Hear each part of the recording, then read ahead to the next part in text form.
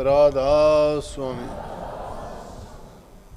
महापुरुष जो उपदेश करते हैं वो जीव के हित के लिए, भलाई के लिए, सुधार के लिए और कल्याण के लिए होते हैं, लेकिन इतनी सहज में ये जीव मानता नहीं है। मानता क्यों नहीं है कि जिस दुनिया में हम रहते हैं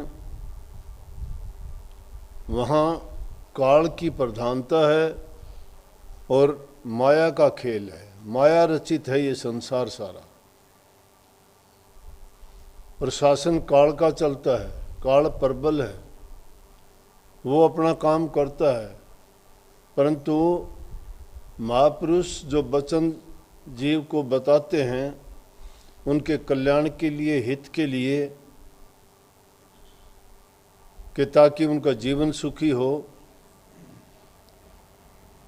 और बार बार इस संसार के दुखों को भोगने के लिए वो अलग अलग योनियों में पड़ के इस दुनिया में ना आए, क्योंकि यहाँ ये अपने मर्जी से नहीं आए, बल्कि काल ने जो भक्ति की थी, सत्य पुरुष ने इनको वरदान के तौर पे काल को सौंप दिया। लेकिन जब उन्होंने देखा कि मेरे जीव इस काल और माया के देश में दुखी हैं, तड़पते हैं, क्योंकि काल ने रचना ऐसी रच दी कि इनको बहका दिया, दुनियादारी की चीज़ें ऐसी पीछे लगा दी, मोह, ममता, काम, क्रोध, इच्छा, तृष्णा, इनमें ऐसा जकड़ दिया इस जीव को, ये यहाँ का होके अपना ही मानने लगा सब कुछ। इस संसार को अपना ही समझ बैठे, ये मेरा ही है, और उस मेरा मेरी में कहता है ये मेरा घर है, ये मेरे बेटा बेटी हैं, ये मेरे नातेदार हैं, ये मेरी पत्नी है, ये मेरी संपत्ति है।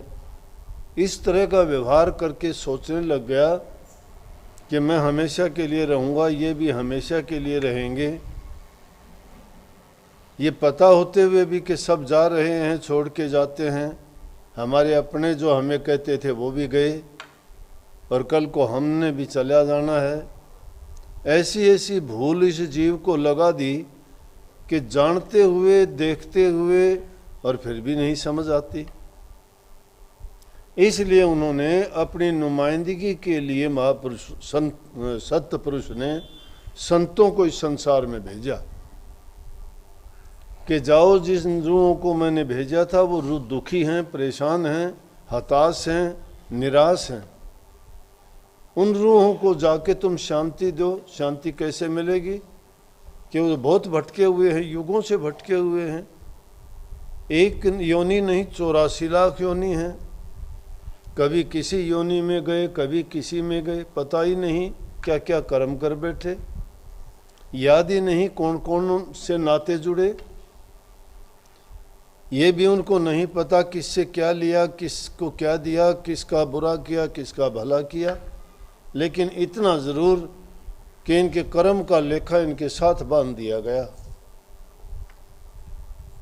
जानते हैं नहीं, लेकिन कर्म इनको अज्ञात रूप से इनके साथ चलता है, पीछा करता है, हर जन्म में चलता रहा।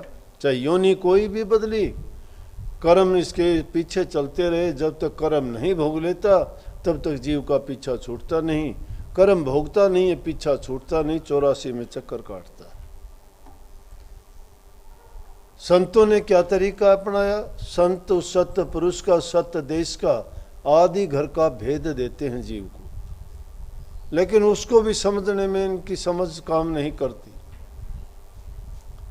संतों की बात पर गौर नहीं करते, मिथ्या समझ लेते हैं। दुनियादारी की जो और बातें हैं उनकी भांति सोचता है ये भी वैसी बात है, वो बात ऐसी नहीं है।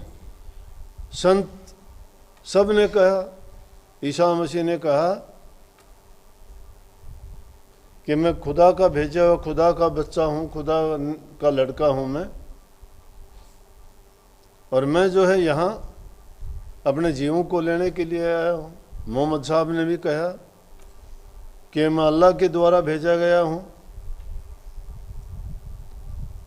सभी संतों ने ये तो नहीं कहा, लेकिन संतों ने ये जरूर बता दिया कि हम आपको चेताने के लिए, रास्ता दिखाने के लिए आए हैं। तो जीव एक तरह से मानता नहीं है, इसलिए जीव को रास्ते पे लाने के लिए संतों ने अपनी वाणी में 4 चीजों को जोड़ा। पहली वाणी बताई उन्होंने चेतावनी। जो जिनके कर्म बहुत अच्छे जीव हैं वो चेतावनी से समझ जाते हैं, इतने से ही समझ जाते हैं कि हाँ, मैं गलत कामों में फंस के जो कर्म करता हूँ वो मुझे दुख देंगे। थोड़ा करने से समझ जाएंगे। उत्तम प्रकृति के जीव हैं वो, और वो बुराइयों को छोड़ देते हैं चेतावनी भरी बातों को सुन के। जो थोड़े मंद बुद्धि हैं, नहीं मानते, और जो परमात्मा को भी नहीं मानते, नास्तिक कह सकते हैं उनको, संतों की भाषा में उनको मनमुख कह सकते हैं। जो अपने मन के अनुसार काम करते हैं, कहते हैं कुछ नहीं, ऐसे ही दुनिया चलती है, किसको पता क्या है क्या नहीं। उनके लिए संतों ने वाणी की रचना की डरावनी, डरावने के लिए उनको कि नरकों में जाना पड़ेगा, दुख भोगने पड़ेंगे। कैसे कैसे दुख, कि ऐसे ऐसे दुख भोगने पड़ेंगे, कहीं ताते तेल के कढ़ाइयों में डाल दिए जाओगे, कहीं तुम्हारे हाथ पैर काट दिए जाएंगे, शरीर में इतनी पीड़ा होगी कि वो बर्दाश्त नहीं होगी। जब इन बातों का जिक्र आता है तो इंसान तुलना करता है दुनियादारी में जो पीड़ा भरे इंसानों को देखता है, उनको फिर पता लगता है ओह ऐसा होगा। तो कुछ जीव उससे समझ जाते हैं, उससे भी मान जाते हैं। संत जगाने का काम करते हैं। जो अज्ञान की नींद में सोए पड़े हैं, उनको ज्ञान ही नहीं है क्यों आई थी, क्या करना है, ये भी बात विचारी है कभी? नहीं विचारते, सोचते नहीं क्यों आए थे। जिसके बाद 4 पैसे हो गए वो बादशाह बन बैठा, चंद रोज की खुशी मिल गई वो सब कुछ अपने आप को मान बैठा। अरे वो तो जीव जंतु पशु पक्षी भी मस्त हैं, उनको भी नहीं पता। जन्म लेते हो संसार में, उसका तो पता लग जाता है कि हाँ आने वाला है कोई जीव, लेकिन जाने वाले का समय कोई निश्चित नहीं है, पता ही नहीं है कब चला जाएगा। एक पल में कुछ का कुछ होता है, क्योंकि काल समय को कहते हैं। प्रबल है, रचना रची है, लेख लिखे जाते हैं, कलम हाथ में नहीं है, कागज सामने नहीं है, इसलिए हमें पता नहीं लगता क्या कर दिया हमने, किसने लिख लिया, क्या नोट कर दिया।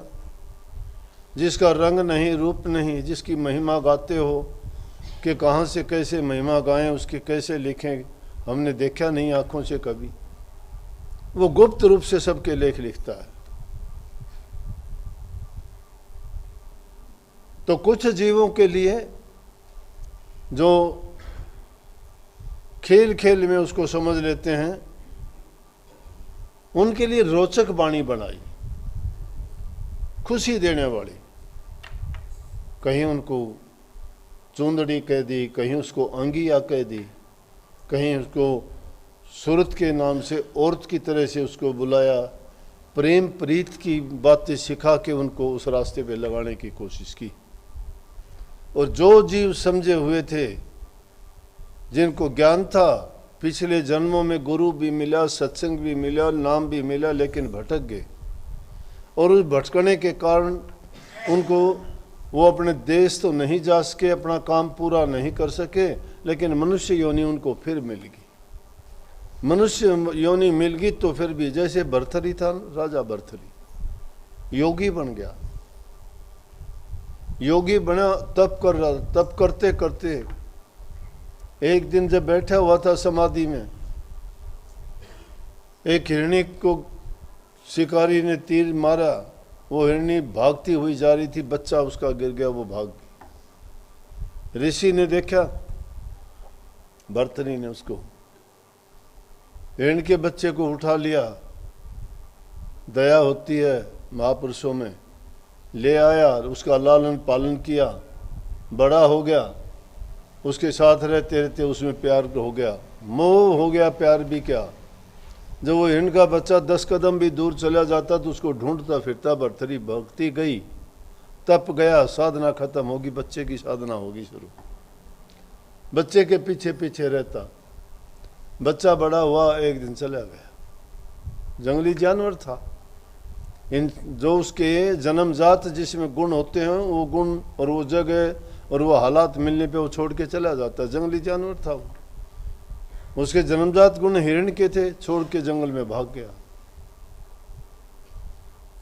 अब अगला जन्म जब राजा भरथरी को मिला तो उसकी कल्याण नहीं हुआ, मुक्ति नहीं हुई, हिरण का जन्म होया। क्योंकि आदमी की जो मति होती है वैसी गति होती है, अंत समय में जो उसका ख्याल विचार होता है उसी जगह में जाता है। अंत समय तक हिरण का ही ख्याल था, अगली योनि हिरण की मिली, हिरण की योनि मिली, लेकिन पिछले संस्कार थे उसके, हिरणों में नहीं बैठता था। हिरण दूर होते वो एकांत में बैठता, उसको याद रहा, पीछे के जन्म के संस्कार थे। इसलिए जिनके पीछे के जन्म के संस्कार अच्छे होते हैं उनको अगले जन्म में इंसान का चोला मिलता है, गुरु भी मिलता है, सत्संग भी मिलता है, नाम की दीक्षा भी मिलती है, उसके कर्म भी सुधरते और बनते हैं। संस्कार इंसान लेके आता, इसीलिए काफ़ी लोग देखे होंगे सत्संग में आने के बाद भी नहीं ठहर पाते, क्योंकि उनके संस्कार बुरे हैं। और जिनके संस्कार अच्छे हैं, पिछले जन्म के कहो, जिससे परिवार से भी अच्छे विचार ख्यालात मिले हैं, वो कभी किसी चीज़ को देख के बिगड़ते नहीं हैं, वो रास्ता नहीं भटकते हैं। दुनिया के सुख उनको मिलो ना मिलो, उन सुखों को नहीं चाहते। वो सुख किसके, इंद्रिय के भोग चाहते हैं, इंद्रियों के सुख को सुख कहते हैं हम। लेकिन भक्त लोगों को तो आत्मिक शांति के लिए प्रयास करते हैं, आत्मिक सुख मिले। आत्मा को जब सुख नहीं मिलता तब तक भटकाव है। शरीर के सुख क्या सुख है, किस इंद्रिय का कौन सा सुख आपको मिलता है? 2 मिनट के स्वाद के बाद में वैसे ही हो जाते हो। खाने के रसिया हो, खाओगे इससे डरते ही मिट्टी बन जाएगा 2 मिनट में स्वाद। तो इसलिए चाहे तो तुम जीभ पे रख के, जीभ का स्वाद जीभ पे रख के उस चीज़ को वापस कर दिया अगर रस का आनंद आ गया आपको, लेकिन नहीं रुकते हम। कानों के रसिया हैं, उनको भी ऐसे ही। एक एक के कारण जब कई जीव अपनी जान दे देते हैं, आली पतंग मृग मीन गज जड़त एक ही आंच, तुलसी वो कैसे बचे जिसके लागे 5। इंसान को तो 5 भोग हैं इसके, तो वो तो 5 जीव एक एक इंद्री के रस के कारण अपना जीवन बर्बाद कर देते हैं, और इंसान सभी भोगों में पड़ा रहता है। लेकिन पीछे के संस्कार जब उसके अच्छे होते हैं तो वो इस जन्म में भी आके खोज कर लेता है कि उसको गुरु कहाँ मिलेगा। और जब उसको वो आत्मिक आध्यात्मिक ज्ञान मिलना शुरू हो जाता है, जिसकी उसको चाहत होती है, फिर वो भटकता नहीं है। उसको यथार्थ ज्ञान की जरूरत है। तो चौथा संत जो ज्ञान देते हैं वो यथार्थ ज्ञान देते हैं। और वो किसको देते हैं? जो विरही जीव होता है, सच्चा होता है, और जिसको अपने कल्याण की जरूरत होती है। दुनियादारी के रसों के भोगी और दुनिया के सुख चाहने वाले वो संतों के पास तभी आते हैं कि जब उनको दुख आता है, उनकी ज़रूरत बढ़ जाती है, या किसी चीज़ की उनको कमी आती है, तो कहते हैं मुझे ये चीज़ मिल जाए। कोई कहता है मेरी बीमारी ठीक हो जाए, कोई कहता है मुझे लड़का मिल जाए, कोई कहता है मेरा कारोबार चल जाए, कोई कुछ कहता है। ये दुनिया की सारी चीज़ें, लेकिन ये तुच्छ चीज़ है, कुछ भी नहीं है। सब आए उस एक में, डाल पात फल मूल, अब लेने को क्या रहा गए जब पकड़ा मूल। जब मूल को ही पकड़ लोगे तो डाली पत्ते फूल फल किसी एक एक चीज की जरूरत नहीं आपको, लेकिन मूल को नहीं पकड़ते। आदमी चाहता मुझे अभी मिले, अभी कुछ नहीं मिलता। कोई भी काम करने के लिए आपको इंतज़ार करना पड़ता है, मेहनत करनी पड़ती है, लगन लगानी पड़ती है, तप करना पड़ता है, त्याग करना पड़ता है। उसके लिए साधना करनी पड़ती है, इसीलिए साधक कहा गया है। किसी भी काम में लगोगे, जब तक आप एकाग्रचित होके तन से, मन से, विचार और ख्यालात से जब तक किसी चीज़ में मन नहीं लगाओगे तो उसको आपका पूरा और अच्छा परिणाम नहीं मिल सकता। चाहे विद्यार्थी लो, चाहे किसान लो, चाहे व्यापारी लो, चाहे कोई कर्मचारी लो, चाहे किसी भी क्षेत्र में काम करने वाला है, अगर वो मन लगा के कोई काम नहीं करता, असफल हो जाता है। और मन लगा के काम करते हो तो ये नहीं हो सकता, hard work can not go waste, वो बेकार नहीं जाती। कोई भी काम करके परिणाम जरूर मिलेगा आपको। लेकिन अपनी देसी भाषा में एक बात कह देते हैं हरियाणा में, यूं कहते हैं गादड़ की जल्दी में बेर को नहीं पके भाई। गिद्दड़ बेर खाता है जंगल का, जंगल में जो जानवर है गिद्दड़, वो जब घूमता फिरता है तो बेर जब पकते हैं झाड़ियों पे वो खूब खाता है। अब झाड़ियों में सिर मारता फिरे, बिना टाइम के बेर थोड़े पकेंगे, बेर तो अपने टाइम पर पकेंगे, इसलिए उसके लिए इंतज़ार करनी पड़ती है। तो मेहनत करो, किसी भी काम के लिए लगन लगाओ। जो आदमी प्रयत्न ही नहीं करता और सोचता है मुझे मिल जाए सब कुछ, तो ये तो नामुमकिन है। इसलिए संतों की मैंने जो वाणी बताई, 4 प्रकार की वाणी हैं, तो इस वाणी में भी यही था, इब के बना ले तेरी फेर न बनेगी, या नर देही बंदे तन फेर ना मिलेगी, फेर ना मिलेगी, सब कुछ कह दिया। ये तन तुमने दुर्लभ पाया, दुर्लभ 84 जब भटका खाया, 84 लाख योनियों में जब भटक लिए, जब ये इंसान का चोला मिला है, इसलिए कहा कि नर ये देही तुम्हें फिर नहीं मिल, चेतावनी है ये। अभी बना ले जो कुछ करना, इंसान के चोले में जो कर जाएगा वो किसी योनि में नहीं कर सकता। तो क्योंकि इंसान के चोले को परमात्मा ने अपना रूप, परमात्मा को जिसको खोजते हो नहीं मिलेगा आपको, लेकिन उसको तुम्हारे अंदर खोजोगे तुम्हें मिल जाएगा, तुम्हारे गुरु के रूप में मिल जाएगा। सरगुण रूप तुम्हारे गुरु के रूप में है। लेकिन निर्गुण कहाँ खोजोगे? निर्गुण तो मिलता नहीं। निर्गुण मिलेगा तो सरगुण ही आपको मिलाएगा। सरगुण वो होता है जिसमें सारे गुण दिखाई देते हैं, देह रूप है, बोलता है, खाता पीता चलता है, समझाता है। निर्गुण कौन सा है? ना रंग है, ना रूप है, ना देह है, ना कोई बोलता, ना सुनता, ना चलता, ना फिरता। लेकिन उसकी खोज करने के लिए सब संतों ने कही है, रामायण में भी आई है, तुलसीदास जी ने लिखा है उनके बारे में, चले बिन पैर सुने बिन काना, कर बिन काम कर विधि नाना, अनन रहित सकल रस भोगी, बिन रस न वक्ता बड़ योगी। चले बिन पैर, बिना पैरों के चलता है, सुने बिन कान, कर बिन काम करे विधि नाना, बिना हाथों के अनेक प्रकार के काम करता है, बिना जबान के बोलता भी है, सारे काम करता है। तो उसको खोजने के लिए निर्गुण है वो निर्गुण है। निर्गुण का भेद सरगुण से मिलेगा। सरगुण को पूजोगे, निर्गुण पा जाओगे। सबको बहुत बहुत आशीर्वाद। राधा स्वामी।